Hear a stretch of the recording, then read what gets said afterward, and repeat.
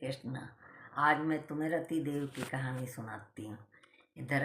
धर्म युग में एक जो है ना राजा थे।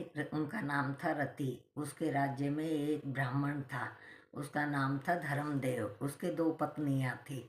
तो पहली पत्नी थी ना सुशीला, वो तो धर्म कर्म में वो करती थी विश्वास। और छोटी थी वो अपने साज श्रृंगार में ही वो रखती थी। उसका कोई धर्म से या व्रत वर्त से कोई लेना देना नहीं था।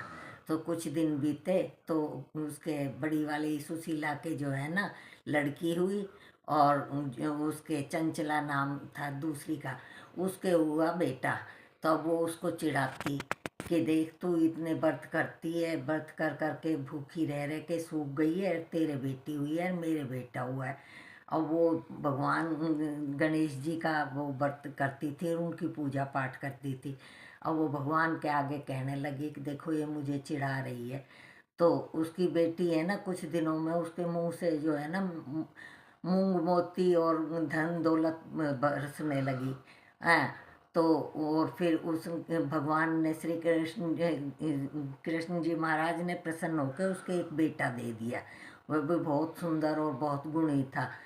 तो अब वो उससे जलने लगी कि भाई जो है इसके बेटा भी हो गया और बेटी भी हो गई। अब वो उसको जो है ना भड़काने लगी ब्राह्मण को कि ये तो व्रत करती है, टोने टूट के करती है और जो है ना वो करती है। तो उसने जो है ना उसके बेटे को गायब कर दिया भगवान ने प्रसन्न होके।